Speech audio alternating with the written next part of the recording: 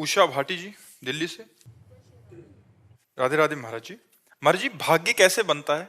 भाग्य बनता है पूर्व कर्म से। हाँ, अब जैसे हमारे भाग्य की जो रचना हुई है वो हमारे पूर्व कर्म जो हुए हैं उन्हीं से हुई है। अब ये पूरा जीवन भाग्य के आधार पर है, सुख दुख का, लाभ और हानि का, सुख दुख लाभ हानि संपत्ति विपत्ति, ये भाग्य के आधार पर है। अब हम जो नवीन कर्म करेंगे ये अगला भाग्य बनेगा जाके।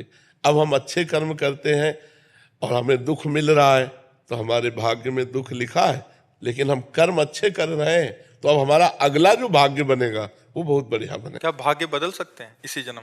बहुत भजन। भाग्य अगर बदला ना जा सके तो भगवान की प्राप्ति भाग्य में नहीं लिखी है, वो भजन बल से ही होती है। पर बहुत भजन, रात दिन भजन करे और बहुत अच्छे से चले तो पूर्व भाग्य को नष्ट करके हम भगवत प्राप्ति कर सकते हैं। क्या गुरुजनों की कृपा से भाग्य बदला जा सकता है? वो कृपा भजन ही है। अगर गुरुजनों की हम कृपा का सही रूप देखें तो सही आचरण और भजन तो हमारे ऊपर गुरु कृपा है, और अगर भजन साधन नहीं है तो फिर ऐसे गुरु कृपा भी नहीं होती। गुरु कृपा का मतलब है खूब परिश्रम करो, अच्छी साधना करो, खूब नाम जप करो और उसे मानो, अहंकार मत करो, उसे मानो कि गुरु की कृपा से, यही गुरु कृपा है। हरिवंश कृपा हरिवंश कहे, हरिवंश कहे हरिवंश लहे, हरिवंश सुलाभ सदा तिनके, सुख संपत्ति दंपति जू जिनके।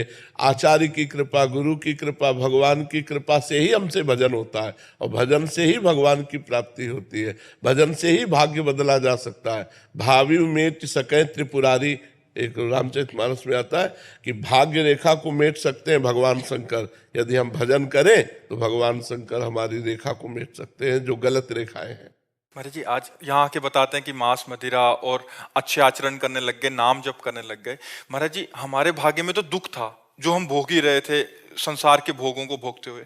महाराज जी, ये कौन सी कृपा हुई, ये कौन सा भाग्य है कि एक लहर आई और हम संत प्रेरित हो संग गए? का प्रभाव होता है ना, तो ये भगवान अहेतु की कृपा करते हैं। हाँ, अब मोहि भाव भरोस हनुमंता, बिनु हरि कृपा मिले नहीं संता।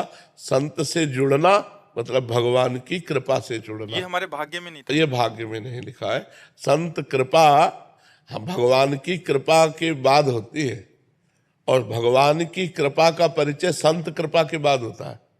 भगवान की कृपा हुई तो संत मिले, और संत मिले तब हमको पता चला कि हमारे ऊपर भगवान की कृपा है। विभीषण जी के पास जब हनुमान जी मिले ना, तभी तो उनको भरोसा हुआ। अब मोहि भाव भरोसा हनुमंता, बिनु हरि कृपा मिले नहीं संता। जो प्रभु मोहि अनुग्रह कीन्हा, तो तुम्हारी दरस सट दीना। आज संत दर्शन हुए तो पता चला हमारे ऊपर हरि की कृपा है। हरि की कृपा से संत दर्शन, और संत दर्शन संत कृपा से हरि की कृपा का अनुभव होता है। बिना भगवान की कृपा के सत्संग सुनने को नहीं मिलेगा, और सत्संग की कृपा के बिना सुधार नहीं होता। आज तक किसी का भी मत कीरति गति भूति भलाई, जब जे जतन जहां जे पाई, सो जानो सत्संग प्रभाव, लोकहु वेद न आन उपाऊ। लोक में वेद में कोई और उपाय नहीं है, सत्संग से गिरे हुए भी प्राणी को महान बना देता। सत्संग गिरे से गिरे हुए प्राणी को महान बना। जो हिंसा करते थे, चोरी करते थे, जो सतमार्ग से नहीं बिल्कुल चलते थे, वो भी जब संत समागम में आए तो महात्मा बन गए। ऐसे कितने चरित्र बने हुए। तो संत समागम ही हमारे जीवन को उत्थान की तरफ ले जाता है। पर संत समागम उसी को मिलता है जो भगवान की कृपा का पात्र बन जाता है। जब भगवान कृपा, जब द्रवहि दीन दयालु राघव, तो साधु संगति पाइए। जब भगवान द्रवित होते हैं तो संत समागम मिलता है। जब संत समागम मिलता है तो हम अपनी बुराइयों को त्याग कर अच्छाइयों को ग्रहण करके चलते हैं। जब अच्छाइयों पे चलते हैं तब लगता है हमारे ऊपर भगवान की बड़ी कृपा है। महाराज जी, ये तो नए भाग्य की रचना हो गई, ऐसा लग रहा हाँ है। बिल्कुल बिल्कुल, हाँ बिल्कुल बिल्कुल। सत्संग में तभी तो मत की रति गति भूति भलाई, जब जे जतन जहां जे पाई, सो जानो सत्संग प्रभाव।